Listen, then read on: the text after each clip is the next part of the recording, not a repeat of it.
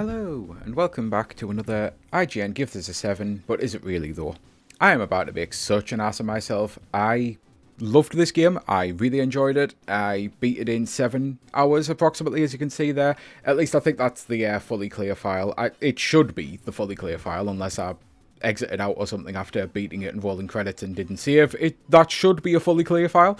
But I haven't played this in like 7 years, if not longer. I can't remember exactly when it came out. I want to say it came out in like the launch year of the original Switch. So I loved it.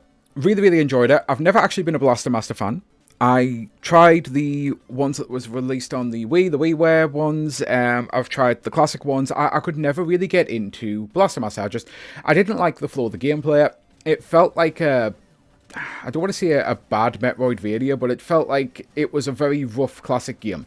So Blaster Master Zero, I wasn't expecting much going into it. I own all 3 of the Zero games.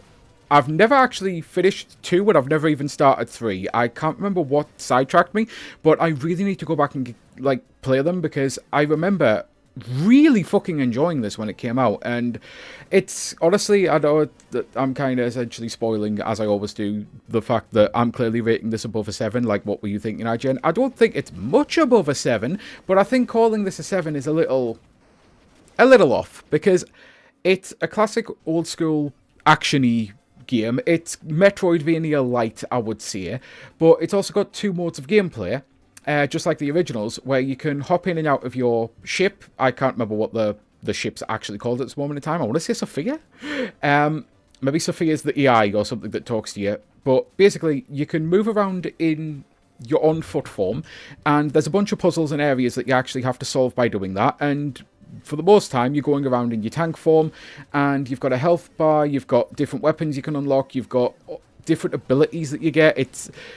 It's just a cool little, as you progress, you're always getting more stuff to do and more power to wield. And in the on-foot sections, which hopefully I can get to an area and set one up, in the on-foot sections, you can unlock a bunch of different weapons as well. And if memory serves, the way it works, because it's been a while, if you actually get killed when you're in your on-foot form on those sections, you lose like all of your on-foot upgrades, but your tank upgrades, I will say Sophia, if I'm wrong, so be it. Your tank upgrades of Sophia, they stay with you the entire time. So it also adds this risk, this really big risk of being in your on-foot form, because obviously there's some times where you have to do it.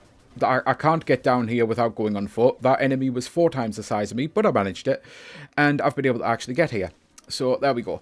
The viewpoint and everything swaps to kinda isometric. It's not really top down, it's not really isometric, it's a bit of a swap. I forgot you can actually shoot those. I genuinely feel they look like health packs from Metroid. So I was like, oh yeah, they're fine. No, they're not fine. They're actually actively killing me. So yeah, it's not exactly the longest game in the world, but it's got some really good polish, really good quality. It's a nice, fun, you can beat it in a day kind of game. And I feel, I'm not going to say it's up there with the likes of Shovel Knight, but I do think that it's a really fucking good game. I'd say it's probably up there with some of the Shovel Knight DLCs, to be honest. And I know the Shovel Knight DLCs were worse than the actual main game. There were some people complaining. I personally didn't really like the Plague one that much, but it's up there with like some of the better ones. And it's just confusing that a game like this gets rated as a 7, because it feels like it's someone who just doesn't have any excitement for it. And I know all of these videos, the whole point is to ponder and to question things about their review process, because there's a reason it became a meme. There's so many things that you can point to and complain about. Don't get me wrong, there's a bunch of stuff that people do and don't complain about where it's like, oh my god, you give this a 7? Yeah. It's like, well, how did you give that a 7 and that a 7? And I may have been guilty myself, but usually it's a case of, well, different reviewers have different opinions and different things, just because, like, it is a giant corporation. They don't have one unified Borg hive mind voice. That's not the way all of this shit works. But at the same time, it does make you wonder who gets put on certain games, because one of their company lines is, we only really review games that are good, which is why good tends to be our most common rating. And it's like, yeah, but also it feels like you put people who have absolutely no enthusiasm for a product on it, and they go, you know what, this is a perfectly fine, serviceable game. You know, it's like, I don't want to say soulless, but sometimes that's my problem with the 7s. And even worse is when you'll get a 7 where someone does actually rave about it.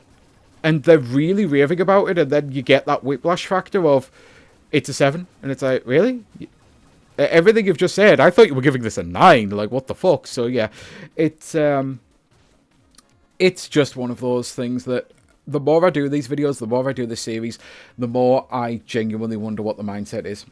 And I'll never know. I'll never get a seat at the table to figure this out, but it's something that I kind of hoped would change when they changed over the review editor, because I thought, okay, this is someone, I actually really, really like Tom Marks. He was one of the only reviewers at IGN who I truly trusted the opinion of, because he had a lot of similar opinions to myself on games. So I was like, you know what, when he gets the editing job, this might actually be good, because he truly seems to understand putting someone who knows what the fuck they're talking about and has passion for the franchise or the game in question on the review is usually a good thing. And yes, you could see it, well, no, that adds bias, because if a fan of a franchise, they're always going to rate it higher.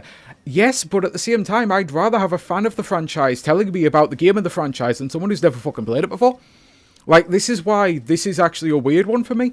As I see it, I would never call myself a Blaster Master fan. I didn't like the original games at all, but I always like to give new games a try, new indies a try, classic games a try, and this was like kind of a remake of the first game, but not, and then they added some sequels, and it's like, I've become a fan because of that. And maybe that's what they're hoping. Maybe they're hoping by putting people on, it's like, okay, so if we choose someone who doesn't know anything about it, maybe the genuineness of it will shine through. But I'm definitely noticing there's a time and a place for single opinionated reviews, and they're fast becoming outdated.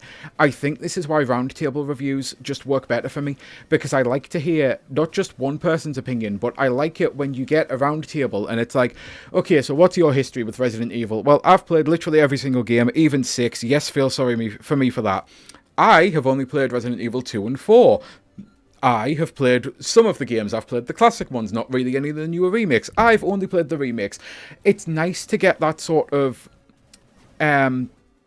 I can't think of the word, diversity. I nearly said divergent, but it's nice to get that kind of diversity on a panel, because it then really, really helps, because you can have the fans explaining to the non-fans, or you can have the people who don't know a lot about the older stuff, and you can have these genuine discussions that actually add so much depth and weight to it. Whereas with a single person's review, it's like, I think this is an amazing game, I'm giving it a 7. It's like, well, that doesn't line up. Or, I have always hated this franchise, I'm giving it a 7. It's like, so are you giving it a 7 to try and appease the fans? Like, is it actually good to you because you never used to like it? It's all of these things that are making it really fucking difficult to actually use them as a review source these days. And that was never, like, something I thought I'd get to with these reviews. Like, well, these are not reviews, obviously. These videos is what I should have said. It's a point that I never thought I'd get to by making that IGN give it a 7, but it's something that I haven't half noticed. The more and more I go through this, and the more I actually start to question these things, I start to realise I just genuinely don't think there's any reviewer left at IGN whose opinion I can even remotely vibe with, because when you get things like this happening all the time, these like genuinely really fucking good games coming out, and it's just everything gets a 7, it's hard to take it seriously. But then it makes it even harder to take the others seriously, and there are some contingent of people out there who truly do only care if a game gets a high score. So they'll rag on the 7, but then if it's a franchise they love and it gets a 9, they'll be like, oh, well, yeah, this is my confirmation bias, fully confirmed, you know, I'm happy with this. Whereas I go on the mindset of, but you raved about that and give it a 7, and you give this a 9, and you sounded less enthusiastic. Was the review score determined for you? Like, were you told, hey, you better try and make this sound like a 9? Like, and I'm not trying to be that person trying to stir up shit, because I think the whole idea of reviewers being bribed is fucking moronic. I've said this for the longest time. I dislike the fact that people even go as far, oh, well, you had the review key provided for you, so you've been bought. It's like, no, how do you think shit like this works? This is like, it's part of marketing, and reviewers will have people blacklisted. It is a known thing, but there's also people out there. I've actually seen several channels slate the ever-living fuck out of... it's not specifically a game, it's a device. I'm going to say, and I don't want to mention anything to get anyone in trouble, but they are very vocal about the fact that they do not like this manufacturer who makes these handheld devices, and they are very, very, very vocal. They still always get review units sent to them. They actually did do one video where it's like, I can't believe they finally listened to my criticisms and actually fixed some of this shit. Only for the very next video to be, okay, so it turns out that was a one-off, this device is terrible, and I'm back to hating this manufacturer again.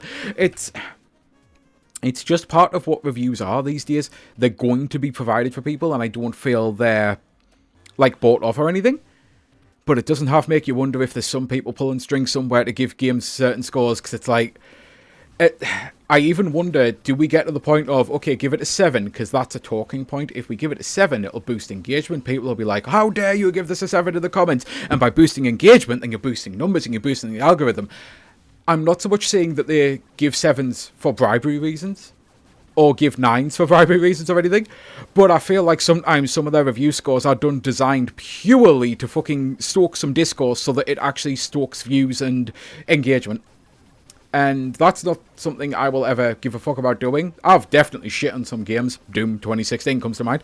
But yeah, it's just confusing. The more and more I do these videos, the more and more I'm starting to realise I really cannot use them as a review source anymore. I just can't.